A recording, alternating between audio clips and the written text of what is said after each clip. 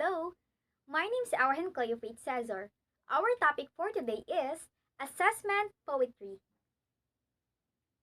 I'm here to teach all of you on developing your poetry analysis skills and provide guidelines on how to approach a poem and develop critical responses to it. So let's start. Focuses on ways to approach a poem and the fundamentals of poetry analysis.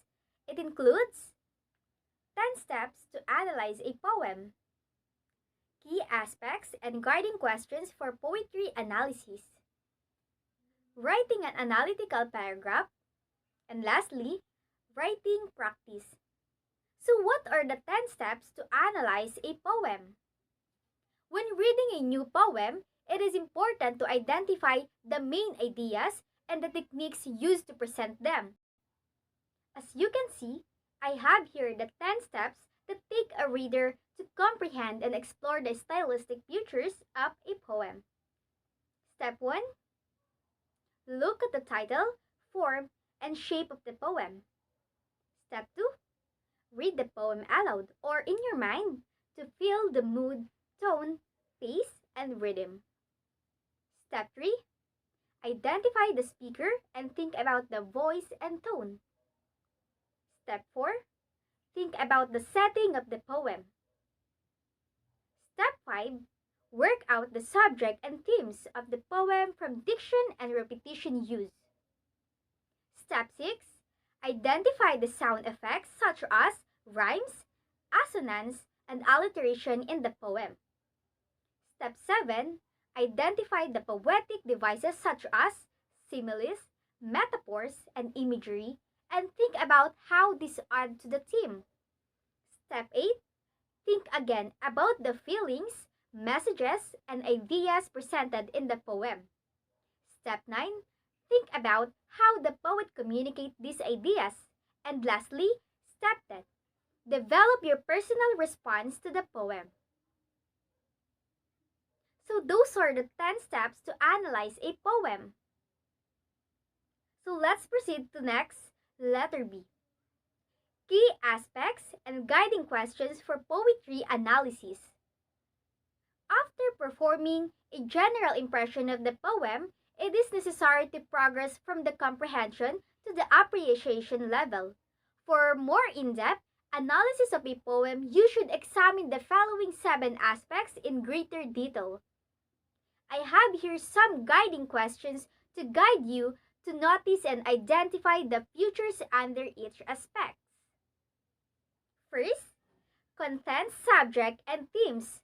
Always ask yourself, does the title give you an idea what the poem may be about? What is the poem about? What concept and ideas is the poem exploring? What is the writer's view on this subject? Can you summarize the main idea of the poem or paraphrase it in a few sentences? Are there messages or ideas that are repeatedly stated in the poem to draw the reader's attention? Are the themes and messages implicitly or explicitly stated in the poem?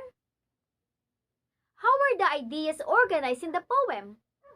Are they developed in a straightforward manner to a conclusion? Is there a shift or turning point in its development? So if yes, when and why does the shift take place? Number 2, speaker, tone, and voice.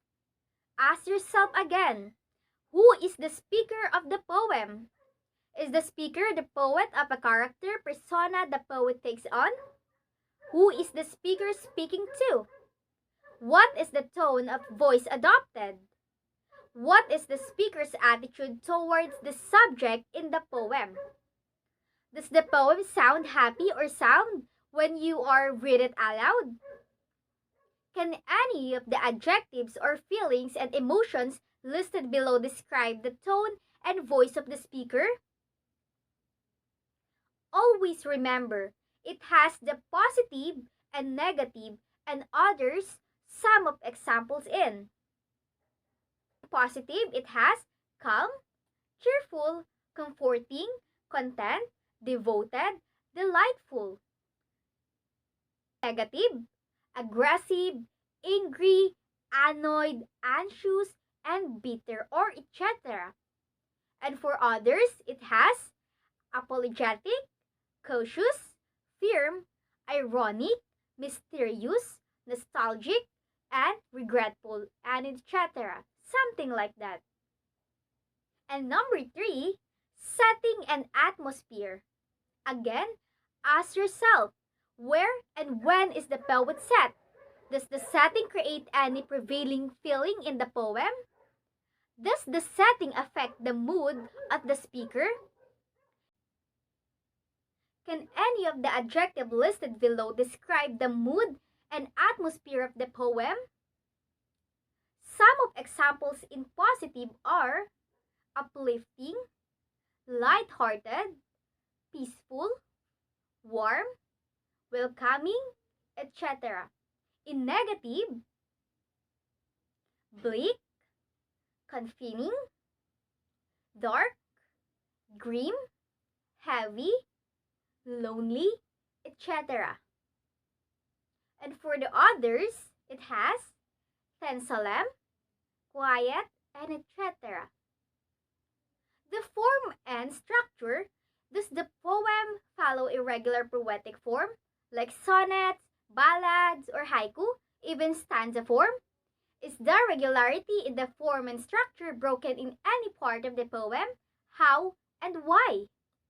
Do the lines end with a completion of a thought or close punctuation, like add stop lines, or flow without pause from one to the next? Enjambment, run-on lines. How do the form and structure contribute to the development of ideas and themes in the poem? Number 4. Sound effects. What sounds are frequently used in the poem? Is there a rhyming pattern, rhyme scheme in the poem? Are there any examples of internal rhymes? What is the rhythm of the poem? Can you identify the meter of the poem or a pattern or stress and unstressed syllables? Does the poet use any sound devices like alliteration, assonance, consonants, and onomatopoeia? Again, ask yourself, what effects do the devices create and how do they help to present the themes of the poem? Number 5. Poetic devices. Does the poet use imagery in the poem? What senses like sight, hearing, smell, taste, and touch are appealed to?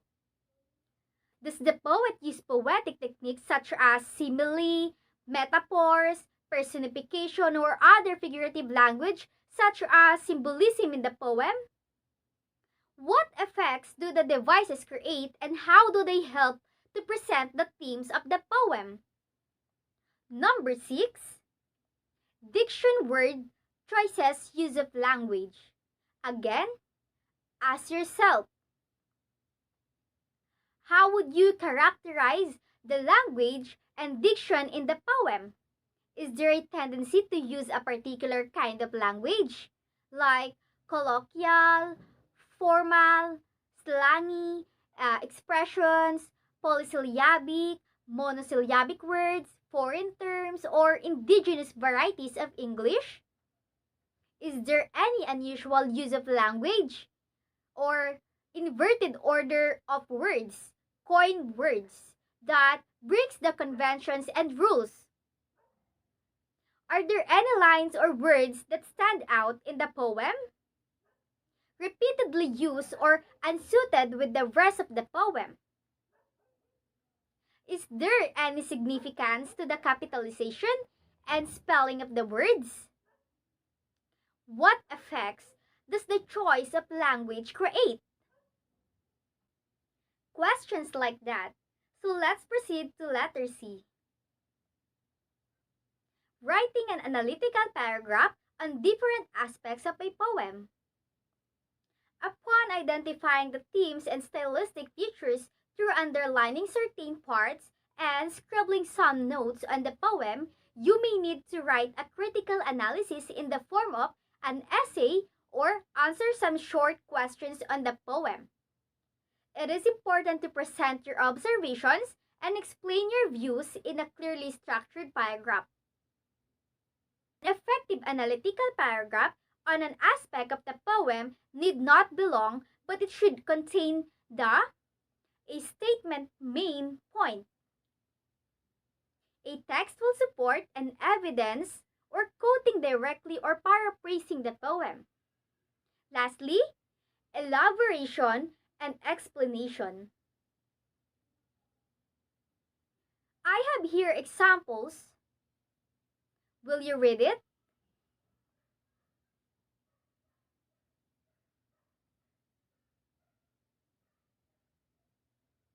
The title is This is Just to Say, William Carlos Williams, 1883-1963.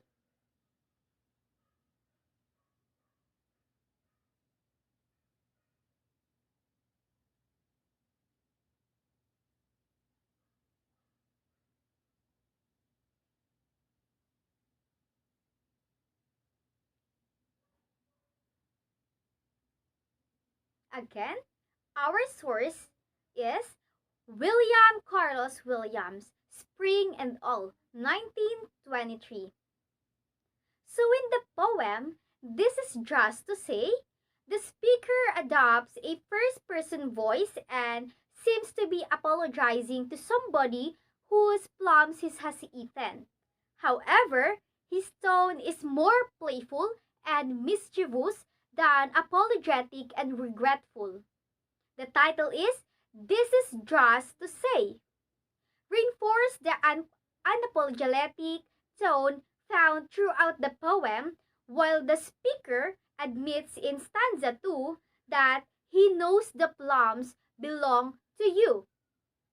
And are reserved for breakfast, he expresses how he takes pleasures in his impulsive eating in stanza 3 because the plums are too tempting and irresistible. He only feels obligated to apologize to you for placing his desire over her ownership, but he does not regret eating the delicious sweet and cool plums. Is it clear? So let's proceed in letter D. Writing practice. Choose 3 of the following aspects to focus on and write an analytical paragraph on each. Content, subject, and themes. Speaker, tone, and voice. Setting and atmosphere. Form and structure. Sound effects. Poetic devices. Diction, word choices. Use of language. In number 2, refer to the sample paragraphs provided that include the following elements in each analytical paragraph. A statement main point. Textual support and evidence, like quoting directly or paraphrasing the poem. Elaboration and explanation. Number 3.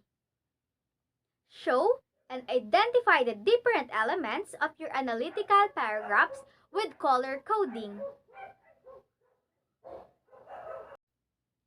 That would be all. I hope you learned about teaching in poetry. Thank you.